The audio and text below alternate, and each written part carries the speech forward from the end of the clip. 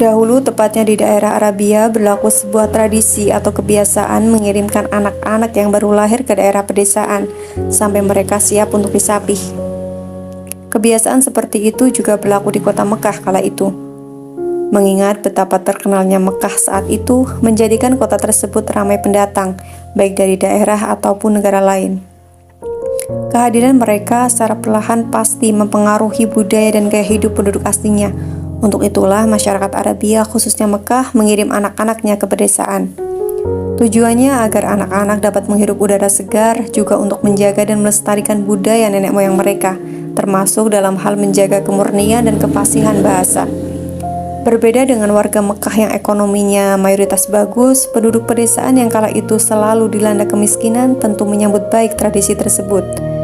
Setidaknya dari tradisi itulah mereka bisa saling tukar manfaat satu sama lain. Orang-orang Mekah ingin mendapatkan pendidikan yang layak untuk anak-anaknya, sementara penduduk pedesaan memerlukan penghasilan untuk membantu menopang ekonomi mereka. Dari sekian banyak suku pedesaan, yang paling terkenal waktu itu adalah Bani Sa'ad bin Bakar. Pada bulan-bulan tertentu, beberapa dari mereka datang ke Mekah untuk menawarkan jasanya. Di tahun kelahiran Rasulullah, konon di perkampungan Bani Sa'ad tengah dilanda kemarau panjang. Keadaan tersebut tentunya sangat menyulitkan bagi penduduk di sana, terutama bagi keluarga miskin seperti Halimah As-Sa'diyah.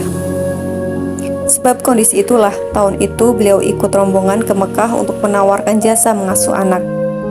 Dengan bekal seadanya, beliau berangkat ditemani suami dan anaknya yang masih sangat kecil. Sepanjang perjalanan, anaknya selalu menangis karena kehausan, sedangkan air susu beliau telah mengering. Begitu juga dengan unta tua yang dibawanya, akibat kekeringan menjadikan hewan tersebut tak mampu lagi menghasilkan susu.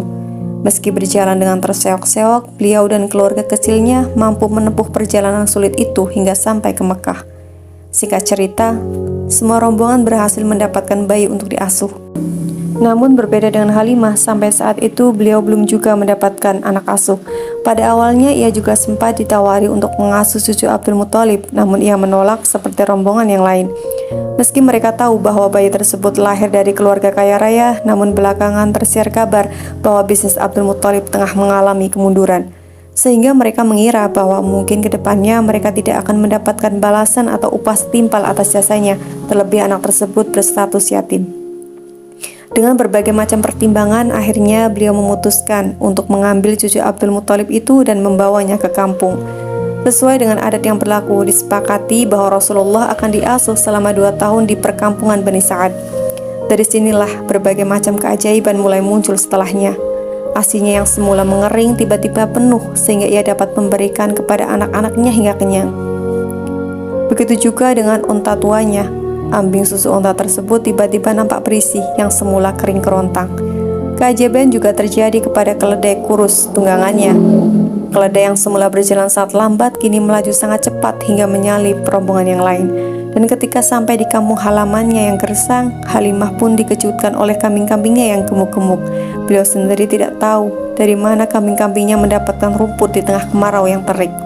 Hal ini membuat para tetangganya mencoba mengembalakan kambing-kambingnya di lokasi yang sama dengan kambing milik Halimah.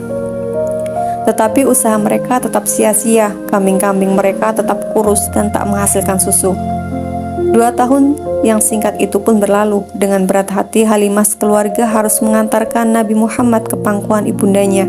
Namun karena kondisi kala itu tengah terjadi wabah di Mekah, Halimah pun lantas mengutarakan niatnya kepada Sayyidah Aminah untuk mengasuh Rasulullah lebih lama lagi. Dan niatan itu disetujui oleh ibunda Rasulullah. Sejak saat itu Nabi SAW diasuh oleh Halimah As-Sa'diyah sampai umur 5 tahun.